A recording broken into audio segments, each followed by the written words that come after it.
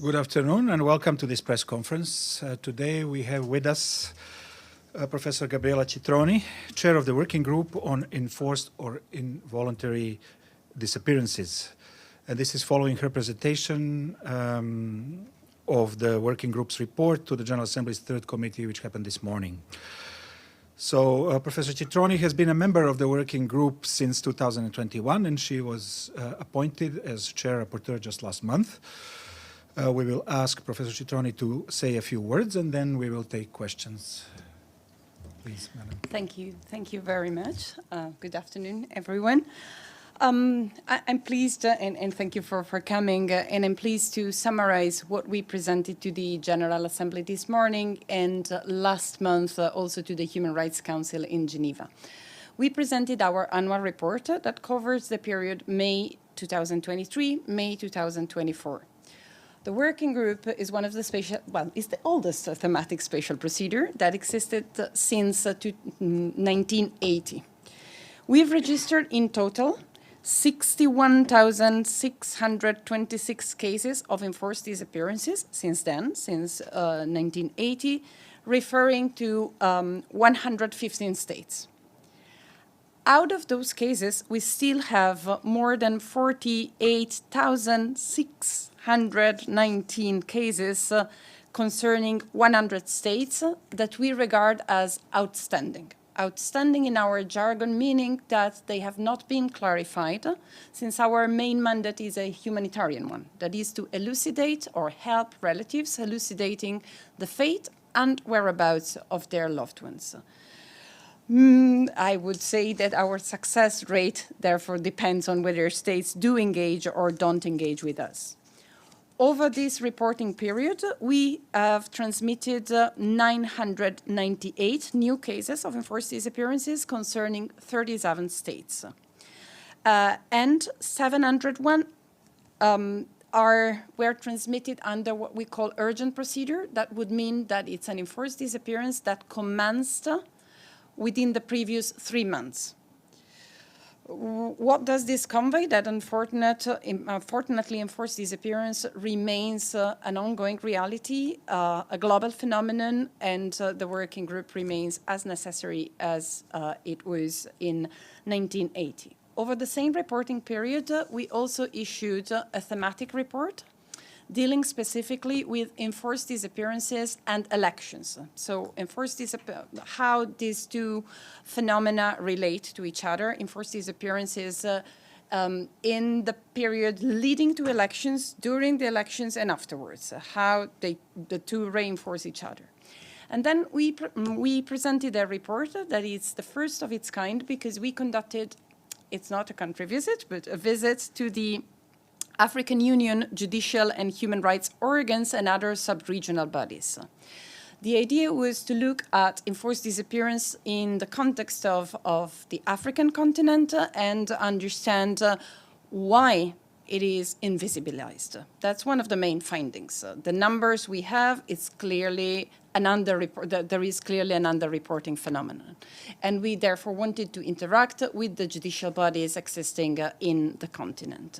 And finally, we also issued 2 follow-up reports concerning Kyrgyzstan and Tajikistan, which we both visited in 2019. So this was a bit of a follow-up to see how are they going in terms of implementation of the recommendations that we issued back in time. So this is what we reported, and I would be delighted to answer any questions that you might have. Okay, questions? Yes. My name is Ridwan Karim Dini Osman. I work for the EIB network in Ghana. I'm also a UN Dag Hammarskjöld Fellow. Could you break the situation in Africa down in terms of what your findings were, and particularly which countries are the most culprits? Well, thank you for the question. I would say that the main finding we had is precisely the lack of visibility of this phenomenon. And the reasons are manifold. I would say, on the one hand, in some cases that clearly would qualify as enforced disappearances, even civil society wouldn't call them enforced disappearance because it's usually intertwined with other human rights violations. In other cases, there is an under-reporting phenomenon due to fear. fear of reprisals, fear of intimidation. So we found that there is a need for awareness raising, but also the capacity to answer both at the regional level and at the universal level, taking into account these peculiarities, because we don't want simply to see the number of reports increasing without being able to address the legitimate concerns of families and civil society organizations. In terms of countries where we are receiving urgent cases, I would say that it covers, unfortunately, the whole continent with the same problem of underreporting. We have met a few cases related also to the other report that I mentioned, therefore in the context of elections, in the lead up to elections and during elections.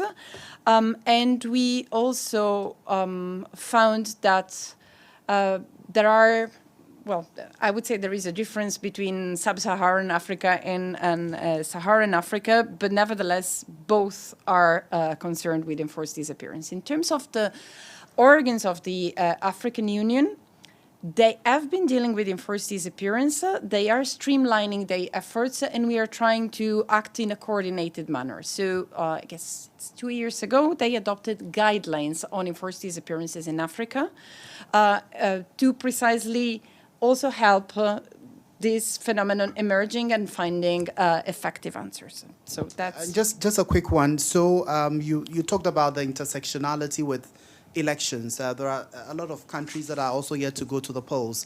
Namibia, my own country, Ghana, is going to the polls in December. What would you want African government to come away with or to take away from the reports? And I mean, clearly, what are the recommendations? Yeah, indeed. I have to be honest, when we decided to write the report on elections and enforced disappearance, we didn't consider that 2024 would be the elections year. And then it turned out to be extremely timely because not only Africa, but across the world is the year with the highest number of elections.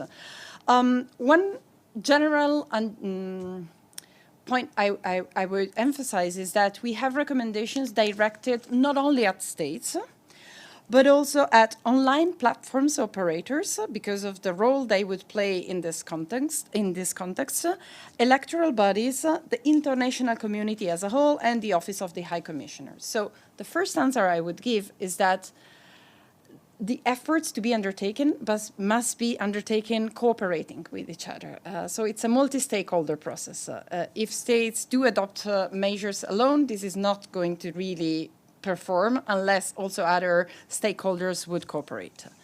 We emphasize very much the importance of early warning mechanisms that are lacking so far in terms of elections. So how to really prevent this from happening rather than having to address it when it's already happened.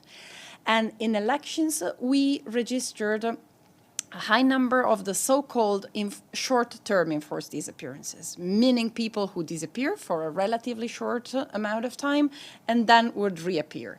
This, for us, it's an enforced disappearance nonetheless, no matter how long it lasts, because it sends exactly the same chilling effect on the person targeted, that may be a journalist, a human rights defender, or someone directly involved in the election process, so a candidate or someone or an opposition candidate, or even sometimes people who are clearly unrelated, precisely to send the same message. This can happen to anyone, just be quiet.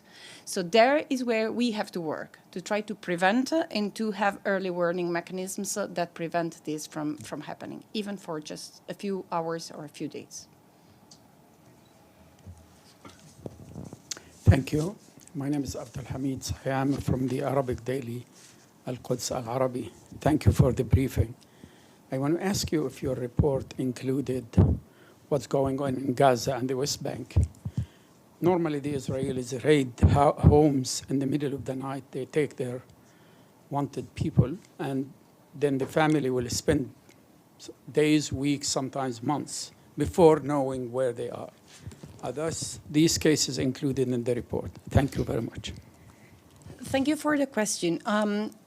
Well, a couple of things. The working group has two main mandates, one being humanitarian, and therefore under the humanitarian mandate, and I would say that's the main one, We receive cases that are reported to us by families or by organizations representing families. If they meet all the requirements, we would turn to the states saying we have received, traditionally to states, I'm coming to this in a second, and saying we've received this report, we find it credible, where is this person? That's why we call it humanitarian mandate, because it's not so much about accountability, it's literally establishing fate and whereabouts of the disappeared person. And cases would stay open with us under that humanitarian mandate until this is elucidated. So under that mandate, we received cases concerning the situation you are mentioning, both concerning people who are allegedly disappeared in the Gaza and occupied territories by Israel, allegedly. But we also registered since 2019 cases attributed to non-state actors that exercise de facto control over the territory. So we received a number of cases that are registered under our mandate as well, concerning actions attributed or attributable to Hamas. In that case, we would be in contact with them with the same humanitarian purpose, that is to elucidate. Besides this humanitarian mandate, we also have more of a monitoring mandate. And in that sense, we address Israel on the broad practice that you are mentioning in a number of documents that are public, where we precisely reported allegations received that mirror the practice you described.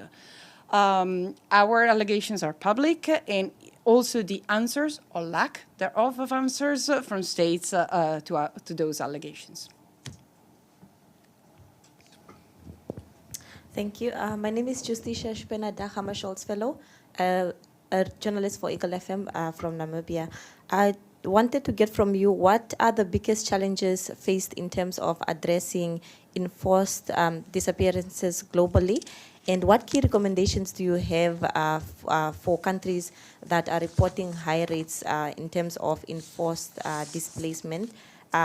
Disappearances, pardon me. And another question is that given that the Association of Parents of Disappeared Persons estimates that more than 10,000 people have disappeared since the start of the insurgency of the Indian administrated Kashmir, what steps are you taking to address the enforced disappearances as well as provide justice and support the families that are affected by this ongoing crisis? Thank you very much again for the question. I would say this year, in the annual report, we point out what are the main issues we are recording. And this year, the trend we registered is the stark increase of enforced disappearances in the context of armed conflicts. So they may occur even outside armed conflicts, but this year is really, we've seen a surge in that regard. Meaning that in some cases, and so, unfortunately, I guess this year we also have many armed conflicts, so you can guess where are we receiving the highest number of cases. I would like to look at it from the point of view of what can be done. In particular, there are rules to be respected when there are prisoners of war, and they are not being respected according to what we see. So I would contend that there are steps to be relatively easily undertaken that could clarify this and put an end to the suffering of relatives. Because this is another thing we highlight in the report. That's a legal concept, but that's also a very human one. When we say victim of enforced disappearance, we are not referring solely to the disappeared person. Legally, this actually encompasses any other person who suffered a direct harm due to the enforced disappearance, meaning families, but it can be also a bigger circle. Imagine that the disappearer is a teacher. Students and fellow teachers would be affected as well. So we are arguing that, on the one hand, there is an invisibilization of these other victims. And therefore, in answer also to your question, what can be done, I would say that awareness raising on their suffering would be a first thing to be done. That can be undertaken by different actors, each from their own corner. Because if we don't understand that that is also part of why enforced disappearance, all of other crimes, is chosen, we are missing the point and we are failing to prevent. This would also be crucial in terms of preventing underreporting. That is obviously what we have. We are well aware that the numbers that we receive are lower than what is occurring. Obviously, we have to wait until we receive reports. But as I mentioned earlier, many reports or many human rights defenders, even relatives, would not turn to us. On the one hand, because of lack of knowledge. So again, awareness raising would contribute to that. But on the other hand, due to fear. And if we don't break that cycle, then obviously impunity is going to thrive, and this is going to be the perfect crime and to continue happening. So we also highlight in terms of recommendation a number of concrete actions to be undertaken to prevent acts of reprisals, harassment, and attack from happening. I just have a quick follow-up, sorry. What age, can you give us age ranges to these enforced disappearances, and also gender-wise, which gender is likely to be experiencing this? Thank you very much. We unfortunately receive cases concerning all gender ages. I would say, if I'm now empirically counting what we received this year, and the great majority would concern male in terms of direct victims. But then remember what I was telling earlier, so you have to count the great majority of female who would actually be become activists and therefore be actually targeted because they are coming forward and claiming for it. So I would say if we count direct victims, it would be a majority of male, age 17 to 40, although we received cases concerning children much younger than that. I would contend that that is a specific phenomenon with its own features, sometimes also related to cases and instances of illegal adoptions. So that's a whole story altogether. And we would have older persons, but the great majority would be in that range. But then we have to complement this with those left behind, and there you really, that's cross-cutting. You have children left behind, and the impacts, and I would really like to emphasize this, the impacts of enforced disappearance are transgenerational. You might have people who were not even born when the enforced disappearance began, but they would still be hit by this being caught between hope and despair, and in growing up in an environment of not knowing and of fear. So we try to really capture that and provide answers also to that. Go ahead. Thank you very much. Carmen Maria Rodriguez of America TV. I wanted to ask you, today you presented your report to the third committee. A year ago, on the 7th of October 2023, hundreds of Israelis and international citizens were abducted into Gaza. Can you tell us what your report reflects on this, since they were enforced and they were kidnapped? Thank you. Thank you very much. I would say in the report, in the annual report as such, there is no specific reference to that, although if you go through the report, there will be a reference to all the states we are addressing. And therefore, you would find references in the case of Israel, but then, since, as I mentioned earlier, we addressed also Hamas directly, to the cases we have received and to the fact that we tried to engage to receive answers as to the fate and whereabouts of those who have been, in this case, kidnapped and disappeared. The fact that we try to engage doesn't mean that we get answers. But that's an unfortunate reality and, again, a cross-cutting reality. This doesn't prevent us from keeping asking this and trying also to find creative ways to finally get an answer, be it from state or non-state actors exercising control over the territory. I have another question, please. In Latin America, what situations would you reflect are most evidence in terms of elections and disappearances? Thank you. There are two countries from which we are receiving a growing number of cases of enforced disappearances related to the phenomenon of elections, one being Venezuela and the other one being Nicaragua. Nicaragua, we could contend whether it's elections or the lack of elections or whatever, but it's targeting political opponents. And in that case, we are really recording a pattern which we have raised multiple times. However, we are also concerned by a number of other countries, maybe not because of cases occurring right now, but we have registered an alarming trend in terms of negationism in countries that used to depart from a past practice and have, I would say, a positive legislation and engage. We are seeing steps backwards that are concerning, in particular coming from states that have been champions in the struggle against enforced disappearance over the past years. And we are registering, and that's an issue of high concern for us, and here we raise the issue in particular with regard to Mexico, in terms of targeting relatives that are searching for their loved ones. In Mexico in particular, they are known as madres buscadoras, mothers searching for their loved ones. They would go outside alone to search because of lack of direct intervention of the National Search Commission, or they are dissatisfied with what that commission is doing, and they would be directly targeted. This year, unfortunately, as the past, there have been several cases of harassment, reprisals, and even killings of these madres. So that's obviously an issue of high concern for us. Okay, yes, go ahead. Thank you for your briefing. My name is Yu from Kyodo News, Japanese media. My question is specific topic too.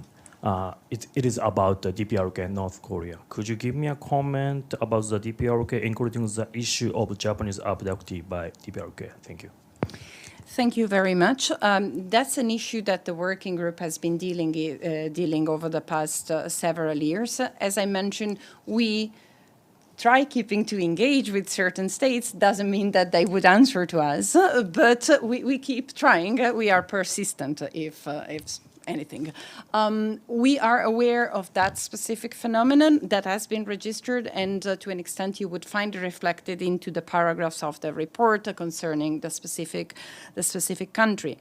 And I would put them in a broader context of what I would call transnational enforced disappearances, because if it's already difficult to deal with an enforced disappearance when it occurs within one country, those kind of cases pose exceptional obstacles to relatives that have an additional layer of obstacles in accessing authorities and to those willing to investigate and search for those disappeared.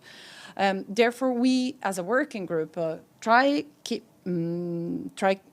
trying engaging, but also are insisting on the importance and the key importance for states and also other actors to foster, sometimes if possible, creative ways of cooperation. And cooperation should follow, I would say, at least a two-track approach.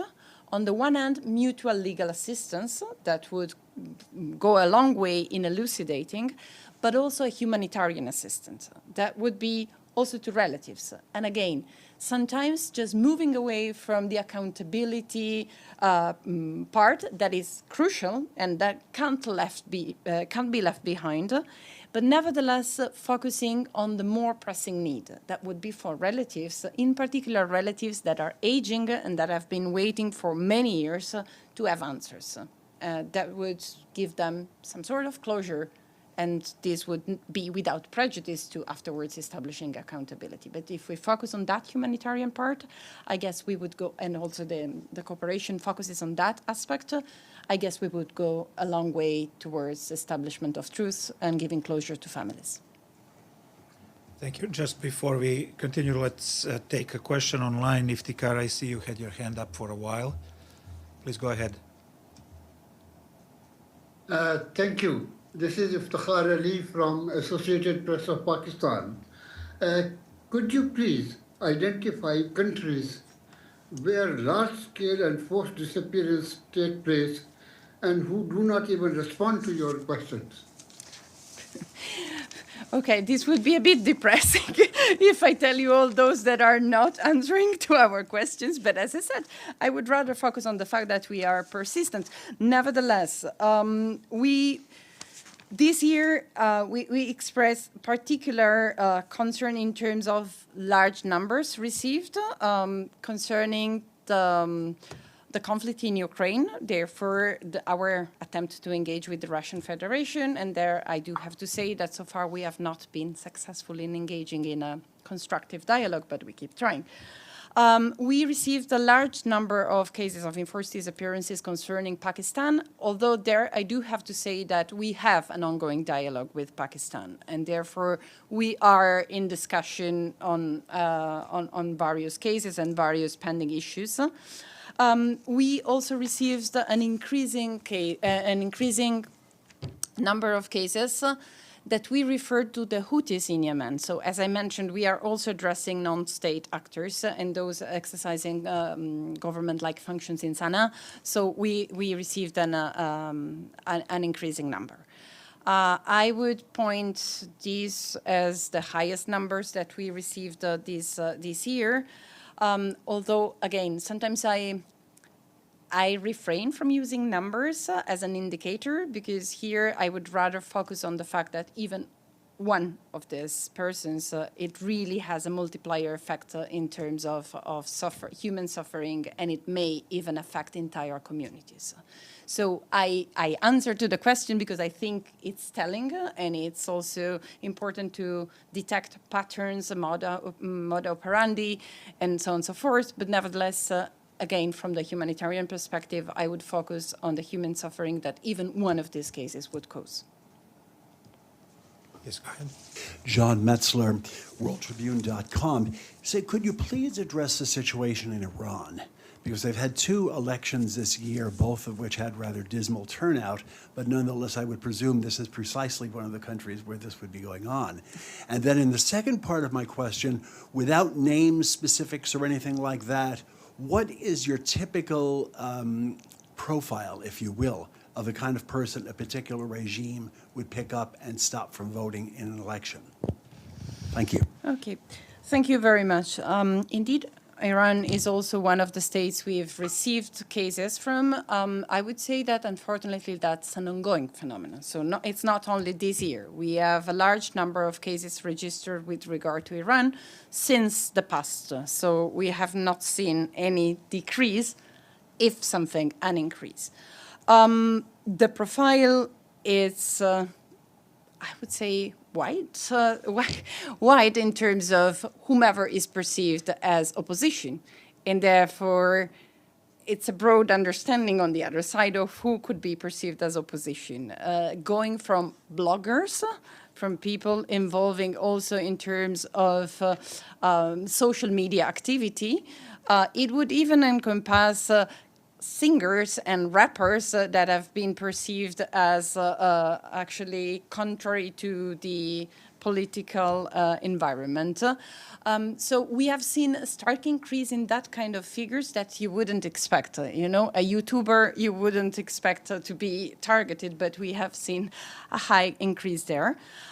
Plus those politically more visible, like open opposition, but we have seen also whomever is perceived as human rights defender, and I would underscore also religious or ethnic minorities that would also be targeted. Go ahead. Thank you, Haneen. Dag Hammarskjöld, fellow from Occupied Palestine. I have a follow-up question about the terrible situation in Gaza and enforced disappearances. This is just about, it's not just about the people those are arrested by Israel, but also those who have been killed. One of the most horrific reports is that about Israel has sent trucks with decomposed bodies without giving any details about them. Are you looking into these or planning to follow up on this? Thank you.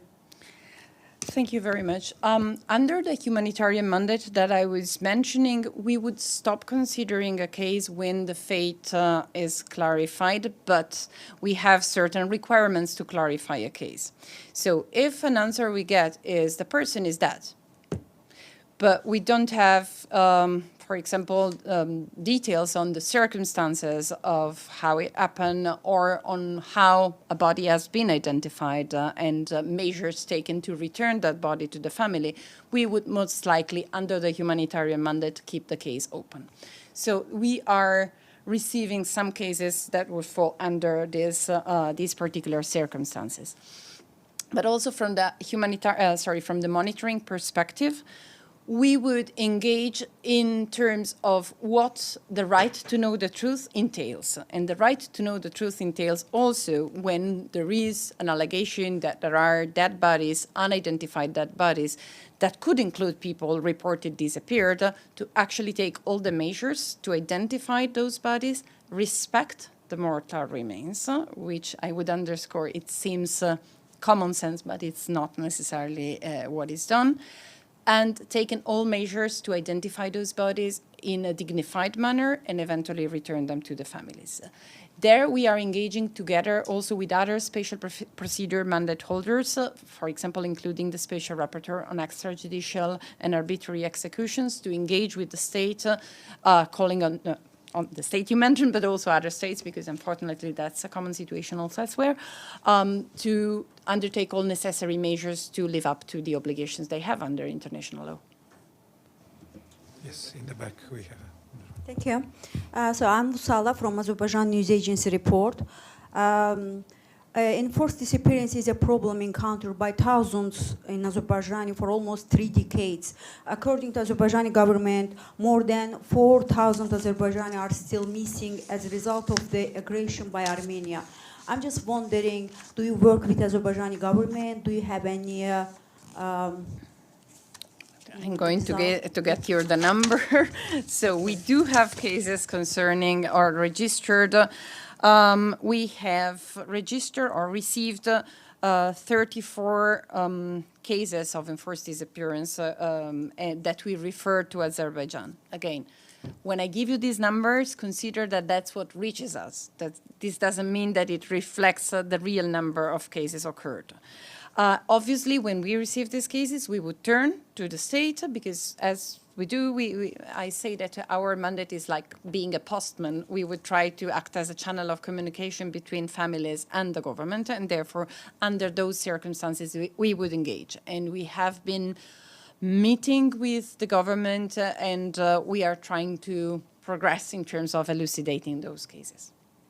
A follow-up, is there any case you already solved or anyone to bring to Azerbaijan from? I guess, let me get, there are a couple of cases that have been clarified. So I would say that we receive satisfactory answers. And satisfactory answers sometimes might actually be, unfortunately, the person is dead, but having all the answers to the family, which would give them closure and help them move on to the next stage, which is equally painful, but it's a different story. Just a quick one. So in cases where the ruling party is complicit and all the heads of the security agencies, the appointing authority is the president of the day who belongs to the ruling party, who takes action? How do we address the situation? I would love to have a real answer because that would also make my life easier, but we keep trying to engage because in terms of legally speaking, when an enforced disappearance takes place, there is nevertheless, to an extent that might be to the highest levels or to mid-term levels, but a state involvement. So in a way, we are sitting in a place where we would engage and where we would have to engage with those who are, to an extent, allegedly complicit to the commission of.